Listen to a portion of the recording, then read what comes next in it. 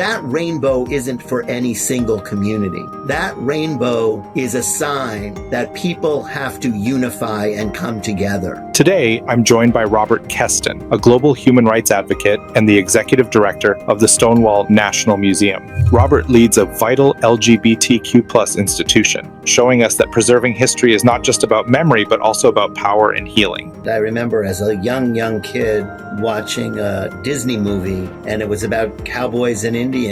And I remember going up to my mother and saying, "How do I become an Indian?" And she said, "You have to be born a Native American to be a Native American." And I was despondent. I mean, I was confronted as a young child with that I could not be what I thought I wanted more than anything at that time. What drove your commitment to defend human rights across these crises or across cultures? Well, the connection is simply human rights. Government asks us to sacrifice human rights rather than what it's supposed to do, which is promote and protect them. So then, how do we go around this? Well, there certainly are countries that are closer than others, but we will continue to make life better. So where do we start? There's one basic thing, which is learning what history really is. Because the only way we get to a brighter future is to understand where we came from. How do you keep that hope going and that purpose going, and why? I walk through the museum, I walk through the library, and sometimes I walk through the archive. And when I do that, I am surrounded by people whose footsteps I'm walking in and whose shoulders I'm standing on. And that not only gives me hope, but it gives me the strength to move forward every single day. If we raise that ship collectively as a community, we raise every other community's ship as well. And that's how you make a better world.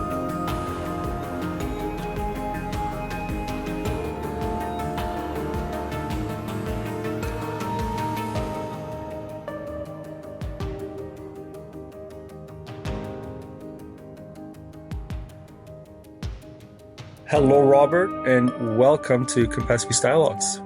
Thank you very much. I want to start with your childhood, actually. I want to know where this passion for advocacy comes in, where it started, what your earliest memories are that you have to be involved, you have to do something, because what I just explained, being involved in so many places, so many continents, so many different cultures, doing so many different things. It's not just tied to one cause, one sector. You're global in a sense with the causes that you protect and guard and support. So it's really important for me to kind of dig back and say, where did Robert begin this? I mean, it's hard to say. There are a couple of formative years that I can remember clearly. And I remember as a young kid watching a Disney movie at home on television, and it was about cowboys and Indians. And I remember going up to my mother and saying, "How do I become an Indian?" And she said, "You have to be born a Native American to be a Native American." And I was despondent. I mean, I was confronted as a young child with that I could not be what I thought I wanted more than anything at that time. Then when I was a little bit older, Martin Luther King was assassinated, and I organized kids at my elementary school, and we worked to raise money for a local organization that supported children of color. And I was thrown out of places for supporting that organization. I was called names. I was ridiculed. We ended up having a successful program, but as a kid with blonde hair and blue eyes, I was really surprised at how deep that hatred was. And from there on, I never thought that I even had the opportunity to do anything other than try to make a difference. It usually is the case of experiencing these things at a younger age and really having them set who you become as you grow up. And that's really what I was expecting. I was expecting you to have some moments like what you described that really propelled you into what you're doing now? You mentioned remembering Martin Luther King being assassinated, and from then on, you've been in the center of a lot of action. I mean, from doing historical work like the Holocaust Remembrance, but to your work in Ghana, the Arab Spring, the decriminalization in the Ukraine. What drove your commitment to defend human rights across these crises or across cultures? Because I've lived long enough, traveled long enough to some of these places to know that it is really hard to imply something like this or to shift that culture. I was in Cairo as a fluke during both revolutions when Mubarak was thrown over and Morsi came on, and when Morsi was thrown over, I happened to want to go there for vacation, and it just so happened every time I set foot there, a revolution happened, so I'd never going back again. But how did you commit to what is your connection to all these places around the world? Well, the connection is simply human rights. I had a mentor who I started almost as the mentor to before it was reversed. And I was working on an international agricultural project. And the person I was working with said, "You've got to meet my wife." And she came in like a trooper. I mean, she marched up and down my office floor and said that she wanted to do something regarding human rights on an international scale. And could I come up with something that she would be able to do? And I came up with the idea of a UN decade on human rights education.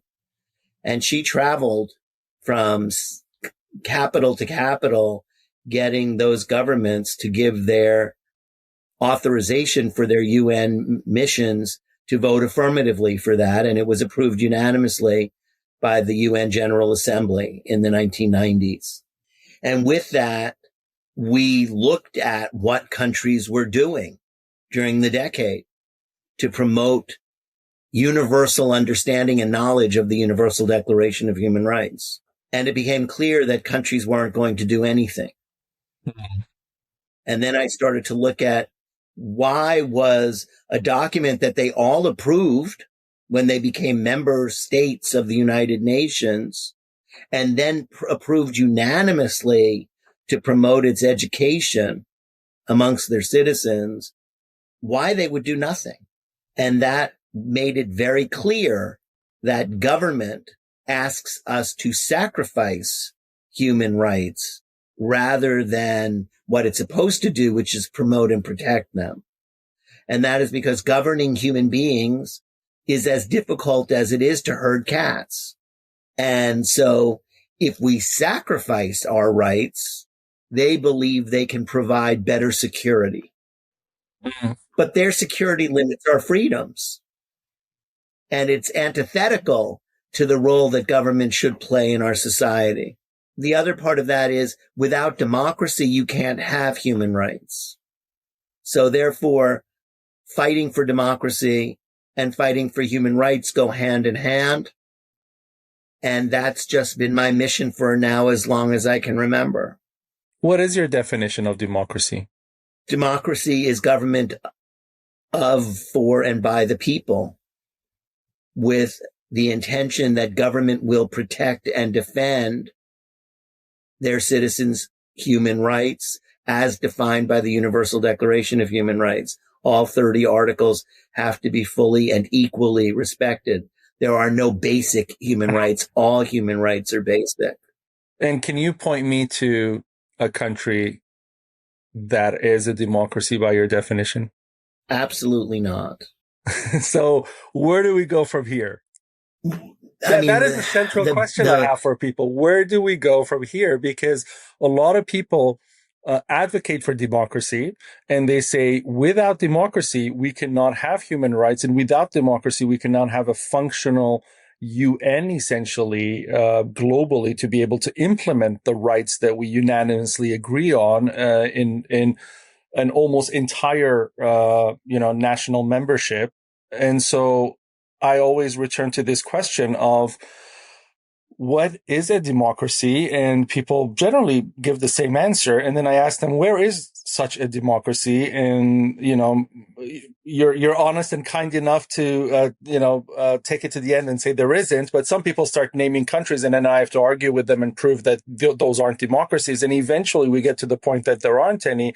And I say, so then how do we go around this? Because we need A to get to B, but A is never present. And so B doesn't become, and we just go in loops. Well, there certainly are countries that are closer than others. There are countries where citizens have far more political rights and freedoms than others. I don't think that we're looking for perfection. I think that perfection is something that we will never have, because once you get there, you realize it can be better. It's that historic agenda of always going to the next mountaintop. So Moses climbed a mountain knowing he could never go into the promised land, but that a whole generation of people after him would. Martin Luther King climbed that mountaintop and knew that he would not get there, but he could see a world where his children would be judged by their character and not the color of their skin. So we always get closer. But when we walk into the valley of the promised land, there's always another mountain to climb. So we will never get to the end, but we will continue to make life better. So where do we start? There's one basic thing, and at least in my opinion, which is learning what history really is. Because the only way we get to a brighter future is to understand where we came from. And so history can't be biography. History can't be just the study of major events. History has to be an understanding that each human being is a thread in a fabric of humanity. And it's a very dense carpet. And when we decide that we are going to extract threads, we are no longer looking at history. We have to understand the contextual relationships between people that have made the story of humanity from its beginning to its current state. That is the only way we can address the problems that face us. Because if we remove an element, or if we only focus on a certain part of that carpet, we are missing the lines of communication, the lines of history, the lines of DNA that tie us to the problems that have befallen us and the potential future that we will have. So that to me is the cornerstone of how we change our world, is to know where we've come from, how we've gotten to where we are, and what we have to do in order to improve it going forward. And if people make excuses like history repeats itself, or that we're on a pendulum, we will never, ever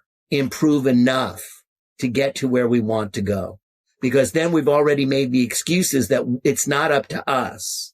It's up to Mother Nature exclusively, or it's up to God, or it's up to whatever you believe is the superior force. And I think that the first thing we have to do on that pathway is take responsibility. And if we take responsibility, then we know we have to do something. We can't wait for somebody else to do something. And then we can make that decision to move forward positively, be complacent, or let others take charge. It's easier to let others take charge. We have to understand that this is going to be easy. None of it is going to be easy. But great love is not easy. Great art is not easy. So why should a great world be easy? I'm with you on all of that. And I think you speak often about, and I've heard you say this before, the swinging pendulum or history repeating itself. And, people kind of leaning on cliches. What in what you just said, I mean, you start hinting at education in a sense when you speak of history, because learning proper history is a form of education. It's a tool that empowers us when we have that education. and rightly so, not learning biographies, not learning the accounts from the winning side, not learning any of the bias, but learning the actual true purpose of why this history matters and what we can do to use this history to our advantage in the future to make the world a better place, relatively, as you say. And I'm with you on that too. Now, when we speak of democracy, though, we say, let's allow the entire public to have a vote on how this improvement should look like. Whereas real history suggests that people have taken that into their own hands to support a better future and a better democracy. The names you mentioned, Moses, Martin Luther King, I can add Gandhi to it. I can add many other names to it. These were people who did not act democratically, so to speak, and they did not act in the sense of, let's all vote on this. They acted with passion to say, I personally believe that, for example, Martin Luther King or Moses, my people should have these rights or should have these privileges even. And that is their basic right, as we say. And they went and challenged the status quo at their times, because the status quo in the democracy of their time, as it was administered, was not accepting of their claim. So it's very anti-democratic to rise and to battle. When you went to help decriminalize laws in the Ukraine, you actually were going against the grain of what was imposed in that country as a democracy coming out of the Soviet bloc. So in a way, let's pray for Jesus to come and solve all our problems kind of syndrome is not something we should be doing. But also, it takes people like you, it takes people like Martin Luther King to actually step up to the plate sometimes so that others also support and rise and come along. Because if there was no Martin Luther King, there would not be a march. There would not be any changes in policy. If there was no Gandhi going to the farmers, coming back, getting on a boat from London and taking his chance at getting people together to rise for independence, there would not be those thousands of people who decided to join him. So how do you address this to people, especially today and especially in the United States, in this current context of democracy being thrown way out of the picture and the situation we're in? I mean, does everybody stand up and lead, or are you more of a fan of let's create cohorts, let's bring communities together, let's really bundle together and find that voice through a leader who can be the face of our movement to inspire others to grow? How do you balance those two visions? I don't think that there's one or the other. And I think that the process of sharing information, because knowledge is power, is important. I think that a good democracy, a healthy democracy, is one that allows for ever-changing thought.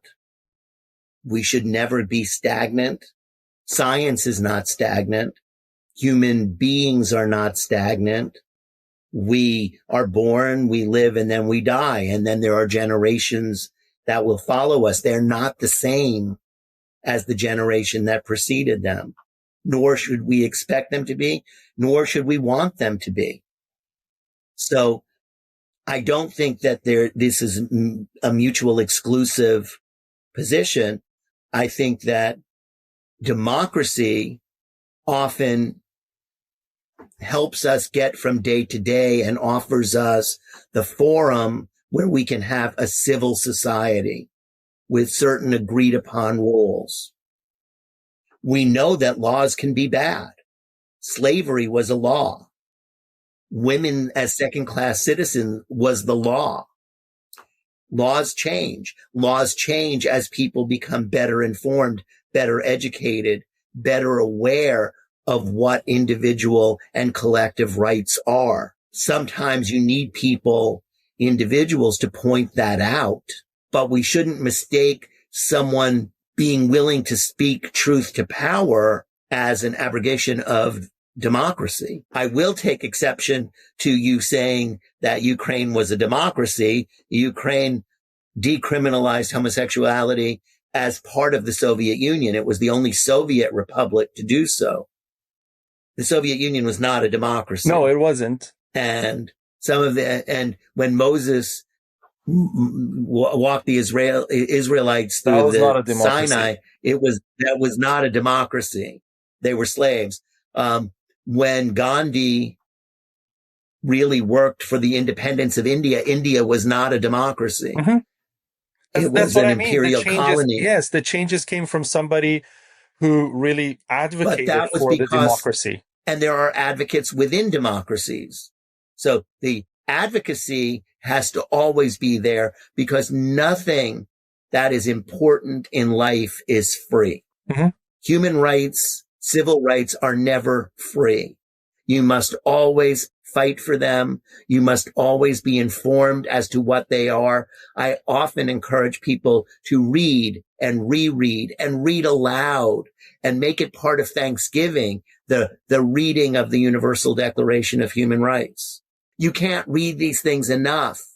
And for many of us in elementary school, you had to memorize a poem and then read it or recite it in front of a class. I remember I think it was 7th grade, we had to read Robert Frost's The Road Not Taken. And every now and then I'm just doing something and that poem pops back into my head because the brain really doesn't forget things when it's in there. The words from that poem that I recited in 7th grade means very different things to me today.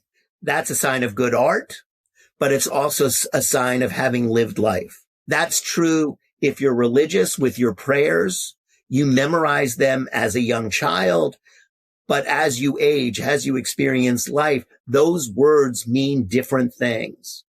That is true with the Universal Declaration of Human Rights. It is true with the Declaration of Independence. It is true with every major piece of written literature. When we read them with life experience, they change. And that's why it is so important to read them again and again and again, and to share them with the wisdom. Wisdom is not taking away from democracy. Wisdom is someone who challenges authority or challenges power, does not lessen the democracy of the group. It ultimately reinforces it because it forces people to think without taking away their legitimate natural rights. You say that human rights is not free. Why do you think it's not free? Because ideally, it should be free. Ideally, human rights should be yours at birth. But then you need them to be protected and defended because, as I said earlier, government and authorities and business, all with ulterior motives, will always try to take them away because it makes their work easier. The one thing that is true for human beings is very often we try to find the easy way out. The easy way out is to compromise on other people. To capitalize on them. So our society... Yeah, absolutely. And so our society will say, we can make the world a safer place if you're willing to give up some of your freedoms. Then we can put cameras on every lamppost and every building, and we'll catch those criminals. It never says that we will prevent crime. We can capture the people who did something wrong after the fact. But what do we have to do to make it so that people don't commit crime? What do we have to make it so that people don't want to kill or don't feel the need to kill other people?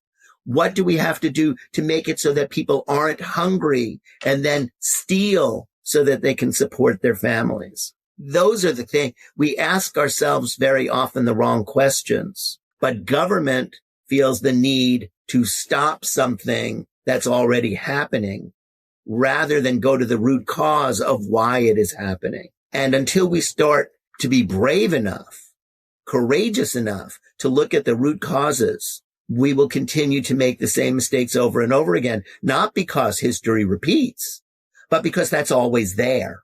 And the only time it goes under the level of the water is when we aggressively contest it. So if you may recall, when Obama was elected, people said, racism is dead in America. We have overcome racism. And then at one of his early State of the Union addresses, someone stood up and said, you liar. And then that person used that clip to raise money for their reelection.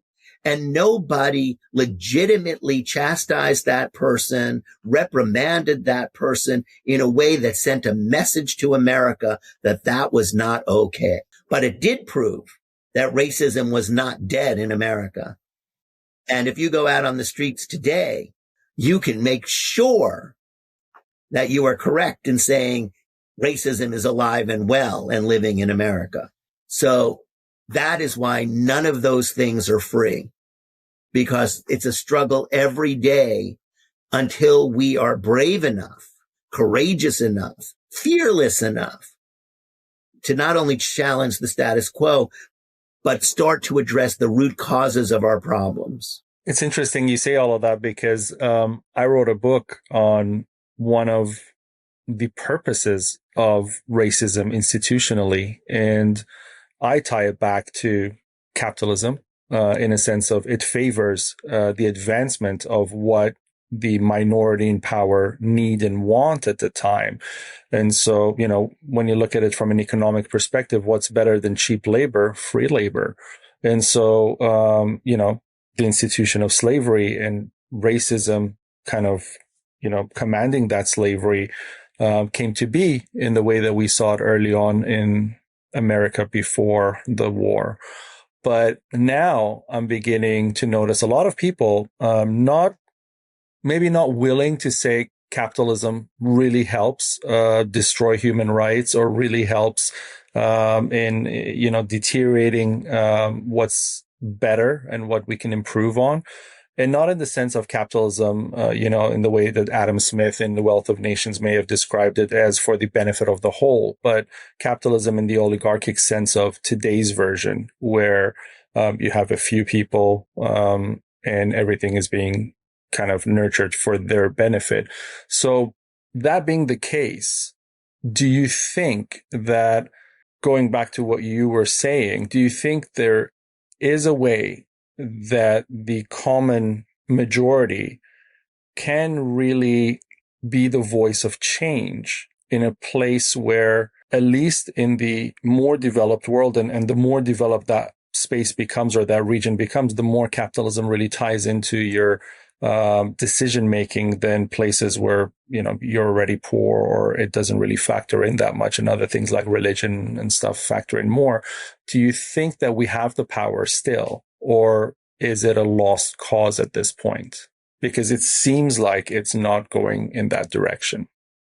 Well, as I said before, and I will stick to my guns, history does not repeat itself. And long before there was conventional capitalism of any kind, human beings subjected other human beings to the behaviors of one person being better than another. And people, for as long as there have been people, have always tried to make themselves more significant than the people around them. So capitalism, or the results of capitalism, is because of complacency within the human sphere. It is just another outcome of bad management of our human and civil rights. It will not be corrected until, once again, we look at the root causes of why we do what we do. Now, we can understand that anthropologically, that in the days of people living in caves, survival was all that people had. Am I going to get eaten by a saber-toothed tiger tonight? Are the people from the other side of that mountain going to come across and slay us for our land and our women? Are they going to do this? Are they going to do that? And those basic instincts that come to us through all the rest of those in the animal kingdom are very much alive with us today. We do not take the time and the energy necessary to understand what it is to be a human being. The very things that separate us historically from the rest of the animal kingdom, understanding that we're still a part of nature. Those are two very different things.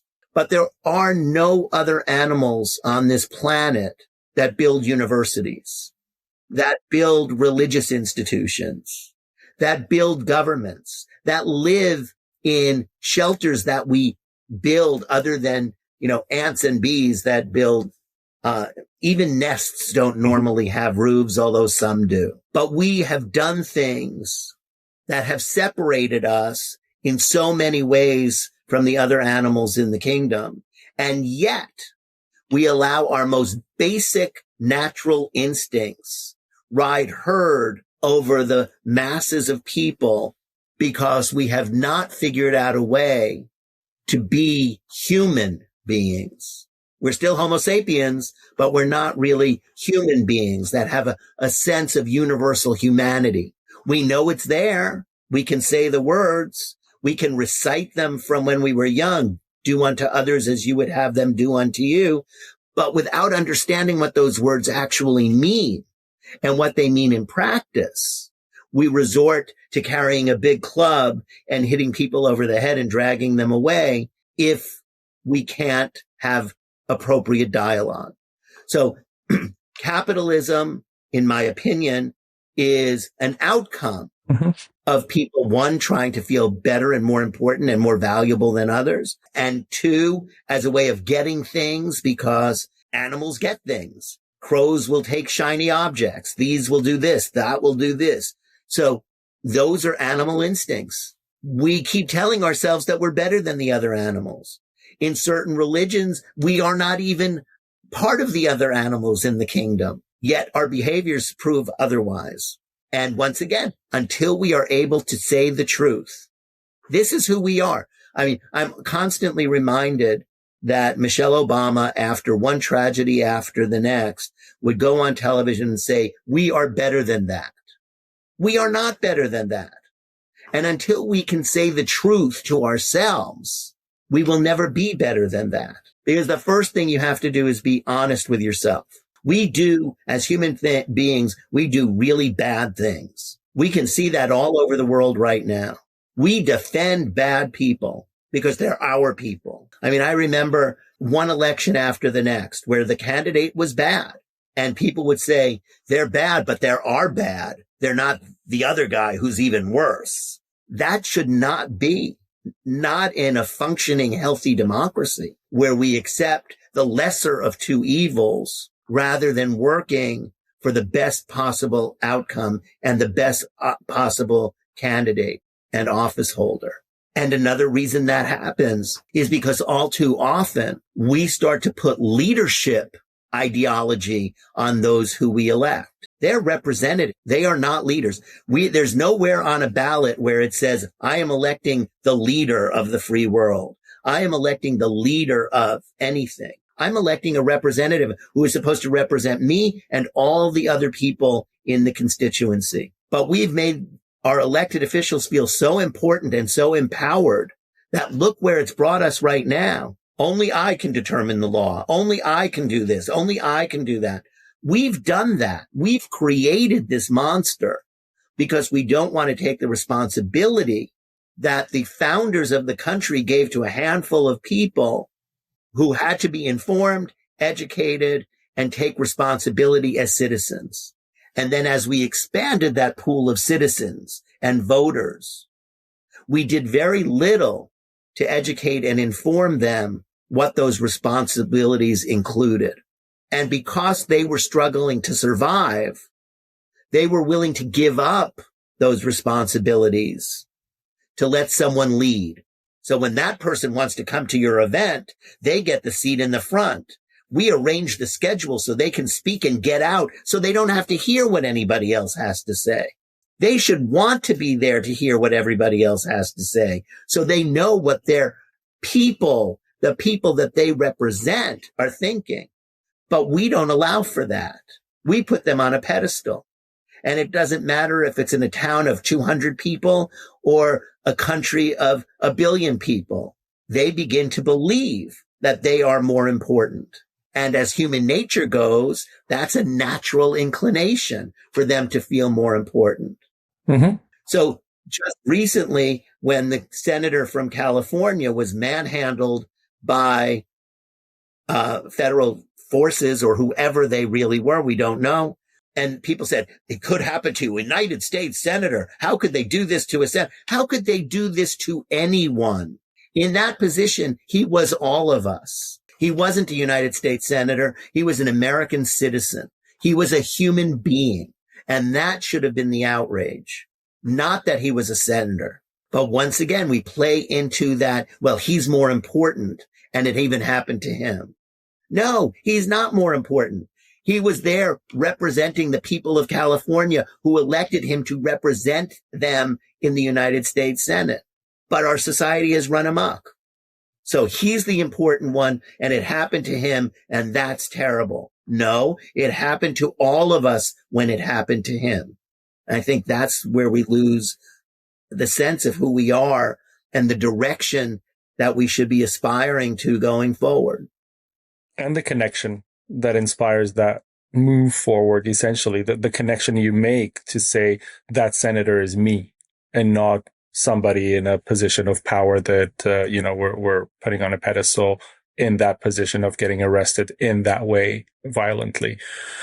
With wars, genocides, the Holocaust, echoing within the archive, how does walking through those materials ground you in hope? You have a lot of hope when you speak. You say this is who we are, and this is what people are, and this is humanity, and this is where we evolve from, and this is how we think.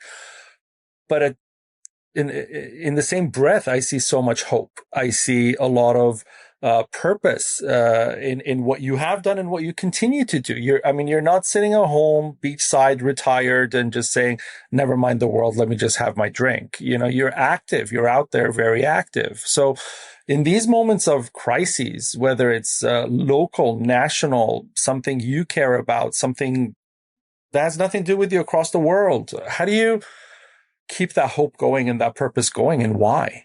Well, one thing I know is that every day there's something bad in the news. And so in the morning, I come to work relatively early, and I walk through the museum, I walk through the library, and sometimes I walk through the archive. And when I do that, I am surrounded by people whose footsteps I'm walking in and whose shoulders I'm standing on. And I remember as I look at their names, or as I touch the books, or as I look at the archival materials, that they did this already. And with every conflict they engaged in, whether it was the Stonewall Uprising of 1969, the fight to get help for HIV and AIDS, marriage equality, being legally able to serve in the military as who you are, adoption, housing, job security. These were big battles, and they were overcome. And they were overcome by people just like us. And that gives me an inordinate amount of strength when I think of Nelson Mandela, when I think of King, when I think of the people who stood up in East Germany, when I think of the people who stood up in the Warsaw Ghetto, when I think of people right now in Kenya, Uganda, South Sudan, who are LGBTQ in countries where you can be put to death and they still wear their rainbows. I am reminded of just how amazing human beings can be. And that not only gives me hope, but it gives me the strength to move forward every single day, because if they're doing it in situations that are currently far worse than mine, then I cannot shirk my responsibility and not stand with them, stand up for them, and believe wholeheartedly that it's us that makes the difference. It's up to us every single minute of every single day.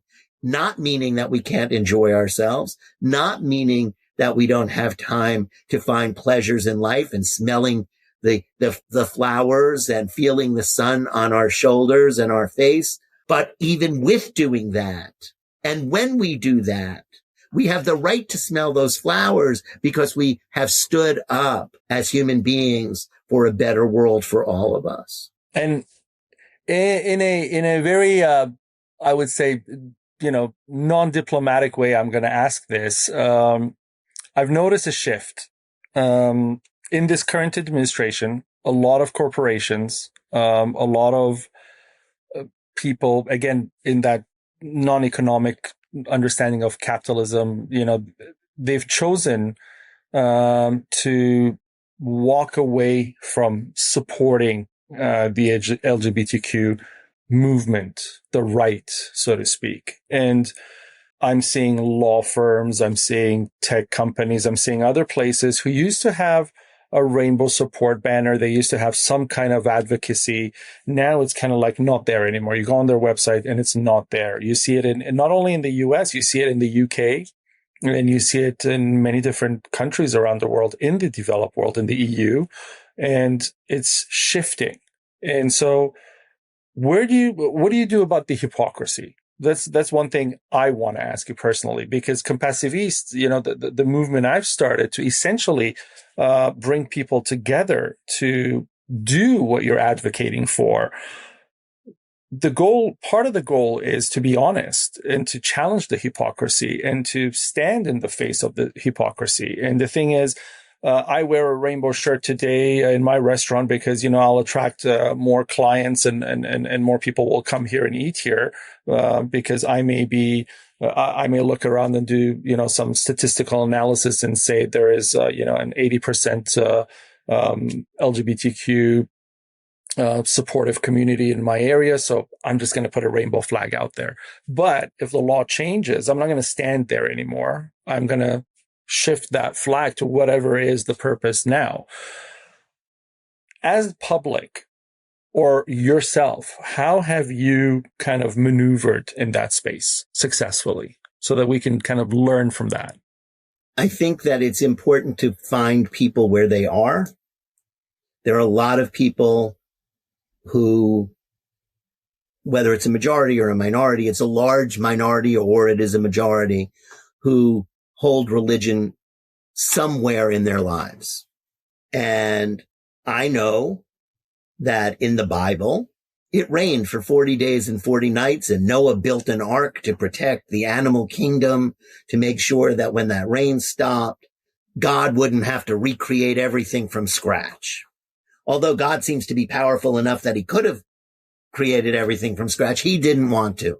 He put this burden on Noah. I find that peculiar, but who am I to argue with the stories of the Bible? At the end of that 40 days and 40 nights, Noah walked out on the deck, the rain had stopped, and in the sky was a rainbow. That rainbow isn't for any single community. That rainbow is a sign that people have to unify and come together. You can live under as many flags as you want to live under, but we all live under the promise of the rainbow, that there will be, and it is possible to have, peace on earth. And so I believe that the children of the rainbow have a specific obligation to be unifiers in the face of division. And that is because the LGBTQ plus community is in every other community. There's not a race, religion, sect, nationality, ethnicity, religion, color that doesn't include people from this community. That means we have walked in the shoes of everybody else. We continue to walk in their shoes. We know their experiences. We are on the right and wrong side of every political issue, every ethics and moral issue on this planet. There are Russian gays and there are Ukrainian lesbians. There are Palestinian trans people and there are Israeli trans people. We are everywhere. We know how our brethren think. We have an obligation, a responsibility to bring them together under the rainbow. Whether you want to say it's a flag or a banner, whatever, or an umbrella, it doesn't matter. But that's where the world comes together. And it all started all the way back when God gave that rainbow to Noah. Whether you believe that the story is just a story or it's actual or whatever, it's a really good view of what we can do as human beings in order to bring our world and heal our world. So I look at all of us as children of the rainbow, and we have to find the courage to extend our hand rather than make a fist. And that's what I take or try to take into everything that I do. Nobody is perfect, certainly not me. I'm not a perfect father. I'm not a perfect spouse. I'm not a perfect boss. I'm not perfect. But being able to admit that I'm not perfect means that I can try to make those things better. That's the first step in admitting that we can always do better, that we can always do more, that we always can give of ourselves. The other thing is that has become clear over the years that I've been in this position and the work that I've done around the world is that it all has to come from love. I know love sounds corny when you say it like that, but really that is what it comes from. The reason that people don't like LGBTQ people is because they love someone of the same gender. Why would anybody hate somebody because of their capacity to love? That is a huge problem. We don't like someone because of who they love. We should welcome with open arms the fact that people love other people. That should be the guiding force within all of us, is that capacity to love. And if we start there, the future always looks a little bit brighter. Very true. And I love that analogy from Noah, because I often do that too. I tell people, I don't care if you believe the biblical story that I'm going to use now or any other story from anywhere. It literally happened 7,000 or 20,000 years ago or whenever it was. Or if you think it's a fable, the point is take from it and make the best of it, right? And do it.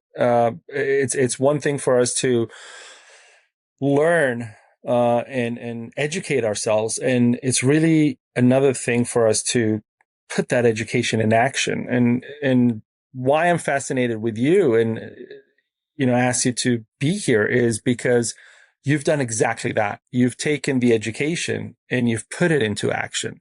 A lot of people have the education and they have it at a very high level. There's a lot of university professors I know who have, all the education in certain fields, but they don't really do much with it actively. And I try to tell people all the time, I say, if we don't do something about what we know and to kind of bring that love to the public and share that and try to activate the public to act with compassion as the guiding element, then what's the point of all that knowledge?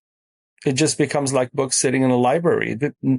There's no usage for them. I mean, it's just an environmental hazard at that point with all the electricity and the space and everything else. But until you start reading it, until you start activating from the knowledge that you've gained reading it, it's useless. So, I really admire that you've taken all of that education and put it into action. And that's why we see the changes that we have in the places that you've chosen to do that. And so let me ask you quickly, you came into Stonewall at 2022. You saw it needs changes. You saw it needs shifts. What have you changed or initiated that came from your years of experience and your understanding and kind of your advocacy in other spaces that you see now, even in a short period of, the 3 years or so, of kind of, for lack of a better word, your leadership.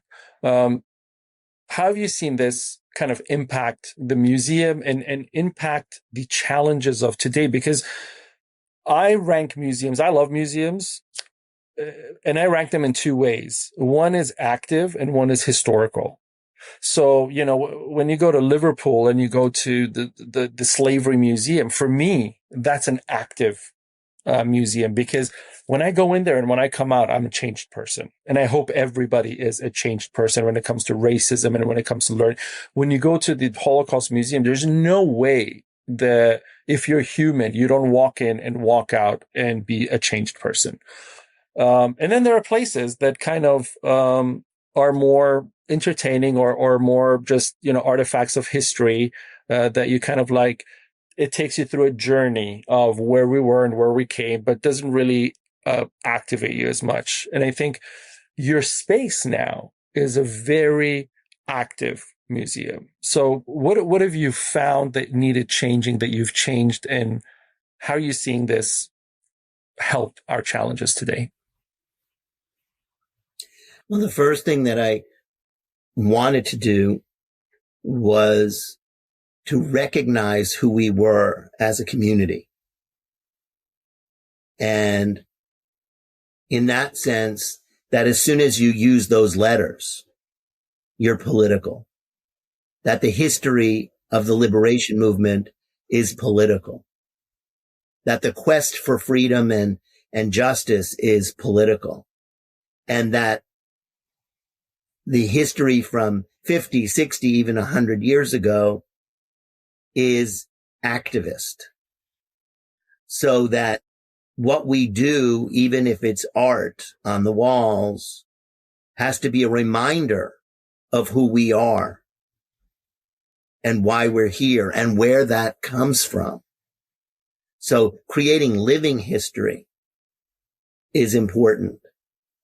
That was one thing. The other was that women have often felt left out. Mm-hmm. That white men of a certain age put in the money, demand the leadership roles, etc. And so what I did very early on was started the Women's Fund and got women involved and really started focusing on parity between women and men in the archive, in the library, and in exhibits, raising the level of half of the community so that they didn't feel that they were outside, but that they were desperately needed inside if this community is to succeed. The third thing was recognizing that certain communities within the community are marginalized and setting aside a gallery that focused on giving those communities within the community a space to tell their stories. So if you were Black, if you were trans, if you were a trans woman of color, if you were Asian, if you were any community that felt neglected, you would have a space where on those walls you could tell your story in your words, your way. And those are three of the things that I thought were vitally important. And also to change the definition of history, to make history that everybody's thread had to be woven into that fabric. Otherwise, it wasn't our history. It was somebody else's history. It was those people's history. Right. No, it has to be everybody's history. So those are the four things that have been my larger focus, that we don't turn things down if someone wants it to be in the archive. We want the materials. We want your story. We don't necessarily know how we can use it now, but we don't want it lost to history. That's beautiful. That is really, I like that. We have a publishing house, Compassiviste Publishing, and often I don't interfere so much in the day-to-day of the publishing house, but often I see stories of people who, no publishing house would publish because, there just isn't money in this, right? In that story. And I say, but it's a story, it's somebody's lived story. It's, we have this author, for example, who has a very rare condition, and they should have died at 10 and they're almost 70 years old. And they've written their story, right? I mean, this is the only person who has done that, right? I mean, how do you not store that? How do you not archive that, right? And I think to myself, I don't care if the book's not well written. I don't care if the story doesn't have the punctuations perfectly. this story is wow. At some point, we'll come out of our books have to sell in money and capitalism, and we will say, what were the stories? For that generation who says that, I want them to be able to have more than 5 rock stars and 2 politician books to read about and say, that's our story. Right. And thank you for doing what you do in the same way, because it matters. I can't believe when people say, oh, this story doesn't matter. No, you don't matter. Like, it's difficult to kind of say that. So I'm grateful that you're doing the same over there. I want to ask you about donuts and conversation, because I want people to understand what you do there. It's a monthly thing. And, it I guess raises history literacy, if I want to put it that way. And it allows people to have dialogue.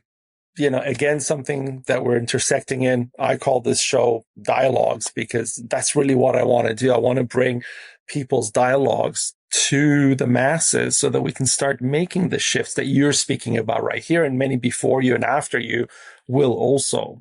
And so how does everyday conversation essentially reinforce institutional memory or, the collective resilience, what you call, the political, when you say LGBTQ, the political of it, how does this all happen through your vision of donuts and conversation? And are there donuts there? Well, yes, there are donuts. Okay. We do get the donuts.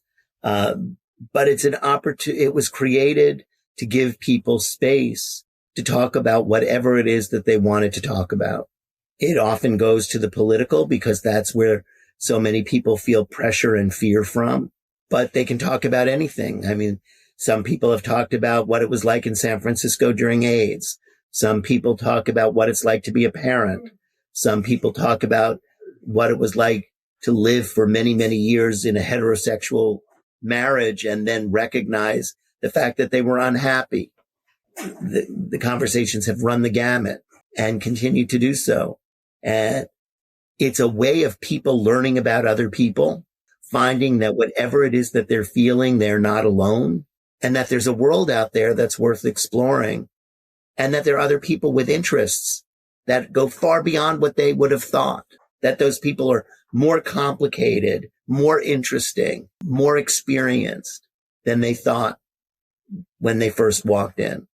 So it's a fun way to spend a couple of hours on a Saturday morning. We do it twice a month, the first Saturday and the third Saturday. So there's one this coming Saturday. And it's a way for people to really feel comfortable with each other and grow more comfortable with themselves. You have a global reach. Are you going to expand Stonewall with your reach in the sense of, for example, nationally, right?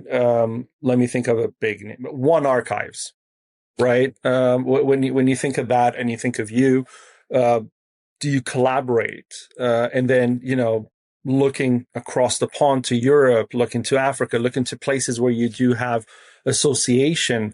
Are you looking to make this more global, or are you just sticking to an enclosed space? Well, right now we have about 10 exhibits around the United States. The 55 years of Pride. So we have an exhibit in Washington. The traveling.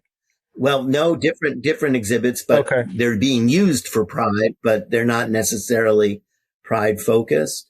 Okay. So we have an exhibit in Washington, D.C. We have an exhibit in Key West. We have exhibits in several other cities across the United States. Our 55 years of Pride has been shown in Italy. It's on its way to London's Pride this week, I think. I know about that one without knowing you. So that's how famous it is, just so you know. So the film that we used for 55 years of Pride is traveling around. The panels will be traveling around as well. So yes, we are making every effort to expand the reach because I believe very strongly that when you raise the success of the most marginalized communities on the planet, especially a marginalized community that's made up of people from every other walk of life, that you raise everybody's ship. And if LGBTQ, especially the T right now, are the most threatened, if we raise that ship collectively as a community, we raise every other community's ship as well. And that's how you make a better world. So you go to the lowest hanging fruit and you raise that up and you raise the quality of life for everyone. And as a historical, as an informational, as an educational institution, that is our responsibility to raise all ships. You know, I grew up in, I say I grew up, but it was really from when I was about 16 years old. But I spent my years from 16 to 40 almost in the city of Toronto in Canada. And I can't be thankful enough to the universe for putting me there, because I could have gone to school in so many different places in the world. And I just happened to end up there. And I've seen firsthand the acceptance, the growth, the love, the tension sometimes with the LGBTQ community and with its development. And I've seen myself coming from Middle Eastern roots, even though, you know, I spent a lot of time in Europe and all. I saw myself coming from a space of, you know, religious background and social and cultural background of not accepting a concept of being gay or anything like that, to growing up in Toronto and really opening to the concept, like you said, you know, why should I dislike someone based on who they want to love, right? And so it changed my vision. It changed my view. It changed my views on organized religion. It changed my views on government. It changed my views on people. I started thinking, you know, when you think of the trans community and the percentage of people globally that they are, I mean, how much damage do you think they're going to make? Even, you know, if you're going to think of them as the worst case people, there are more Nazis in the world than there are trans people. Focus that energy there. Focus that energy there, because that hurts. That creates an extremism that we're one generation away from. And we saw what happened. You know, transsexualism is not a new concept. It's been there in empires. It was there in the Persian Empire. It was there in the Roman Empire. It has never hurt the world. We've never had a Holocaust of transsexual monsters. Yet there is this tension. And so when my mind came out of the gutter of these impositions, these social and religious impositions, I started changing and I started appreciating and I started understanding it's not even about the sexuality or any of that stuff. It's just about why, you know, why do we do this? And I still don't have an answer, unfortunately, because I want to tell people this is the problem. And I really don't have an answer because I just can't rationalize why anybody would further marginalize or further hurt this kind of, you know, this kind of association, and why we can't just not even have a fight for it. You know, there shouldn't even be a fight for it. There shouldn't even be a mention of it. It should just be a normalcy in our communities or in our world. And what is your take on this? Because my experience has been Toronto, growing up in Toronto, having friends who were gay, you know, being in and around a community of people who are accepting, because, you know, it was a melting pot of all types of people. I mean, you know, races, backgrounds, religions and everything. And you really lived together. And so it changed me, but I still don't know how to tell people you're fighting the wrong war. When marginalized people or minorities become singled out, it's for two basic reasons. And that goes back to, once again, basic humanity. One is to feel superior, and there's so few that it's easy to target them because there's really little risk in targeting them.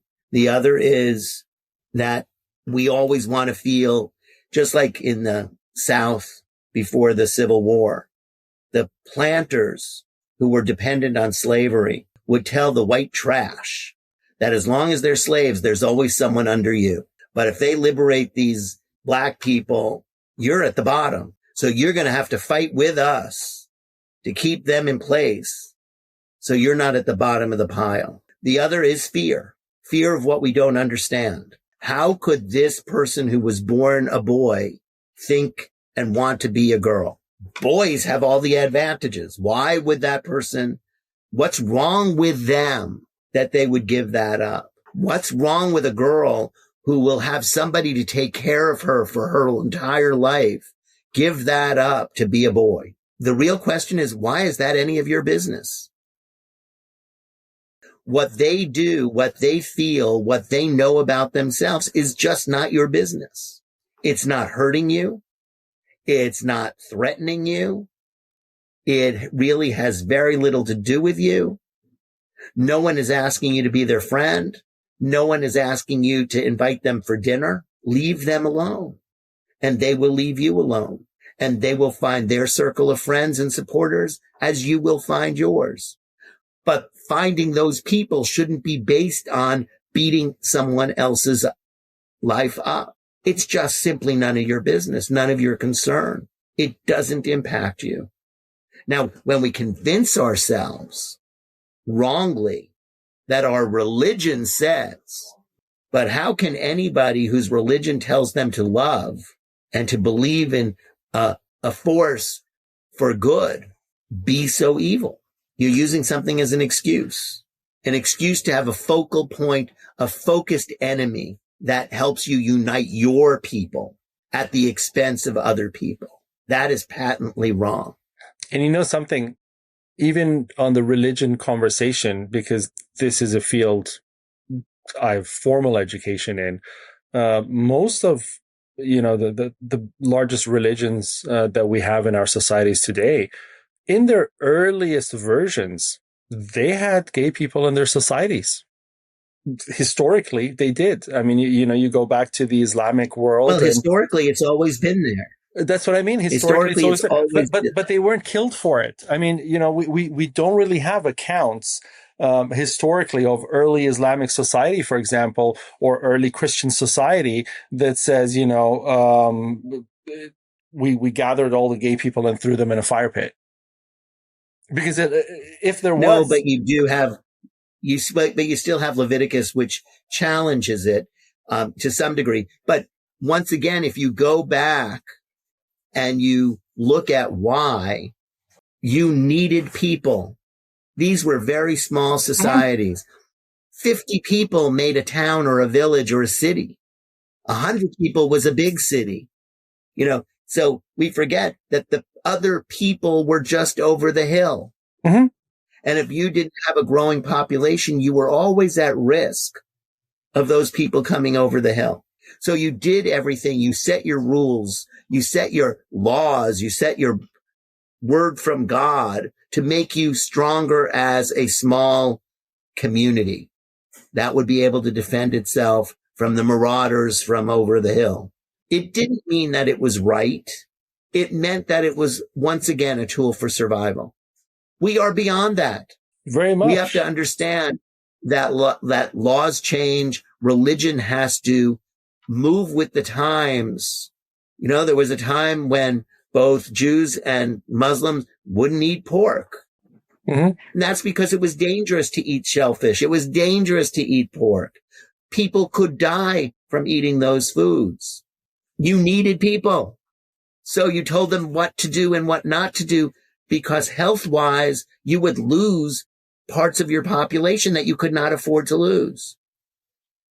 Today, we know and understand and have the scientific ability to protect us from those things. And there are Muslims that eat pork, and there are Jews that eat pork, and there are Muslims and Jews that eat shellfish. Why? Because they can. And there are some who would argue that they shouldn't, but then and that is the beauty of evolution. It's really understanding that you can have that choice today as opposed to just following blindly. And if you want to have that choice, if you want to make that choice, for example, to eat pork or drink beer or anything like that, that's your choice to make. And that freedom that we should protect is that which you advocate for. Because it's not really someone else's business. Exactly. It's not. And as long as it's not harming the overall, it shouldn't be a topic for the whole, essentially. It's kind of like, I always imagine this, not imagine, I say this. I say, it's the same thing as walking into people's homes and going through their fridges. I mean, we don't have, a police force that goes in and says, hey, you have Coke in your house and I see some Pepsi and I see some hard liquor, you're getting a fine. We don't do that. And so that is harmful. That is harmful stuff. We don't do that. But yet we come and destroy a person's life because of choices that are harmless to them as well, to them and to us both. But we don't do the other side. So it's really. Last question for you, Robert. If you were to close your eyes for a moment and imagine you're the most powerful person on earth, and I'm not talking in terms of dominance or moral authority or any of that stuff, but a person who has all the power to influence people to see a better way, a better future, what is the first action you would take to ignite a global shift toward this compassionate, and reaching this social harmony that we're all kind of focused in our work to get to? What would you do? What is that one short, quick thing that you'd do? Make sure that the Universal Declaration of Human Rights was available to everyone with the tools to help them integrate it into their families and societies and the world that they live in. I will second that. And I think what I would do is I will partner with you. And I'm saying this here so you can hold me accountable to it. I will partner with you to actually be a vessel for more people to have access to it and to be able to implement it. So we will talk about that later. But Robert Kesten, thank you very much for speaking on Compassiviste Dialogues. And thank you for reminding us that safeguarding history is not nostalgia. It's resistance in real time. It's political, as you say. In an era where I'd say memory is contested, rights are under siege, to say the least, your work reclaims invisible stories through communal remembrance, kind of like donuts and conversation. You show that, preservation is power in a sense in your archives, in your work, in the galleries that travel. You do this, and the defending memory today shapes the freedom that we fight for tomorrow, shapes that, the declaration's rights being actualized tomorrow. And that's really what your fight is about. So you are by nature a compassiviste even before I came up with that word. Congratulations. To our audience, please subscribe to Compassiviste Dialogues so I can bring you more amazing people like Robert, and so we can be involved with Robert and their cause at Stonewall and the things that he's looking to do to make the world a better place together. That is why this show is here, is so we can know more people like Robert and be involved and make the world a better place is upon us. So follow us on our social media and other places so that I can bring you more people like this. All links to Robert Kesten, the Stonewall National Museum, and Compassiviste are all listed below. So click on that, reach out, see how you can be a part of it, see how you can be a part of making the world a better place. We're here to help change the world together. I'm Ali Horiat.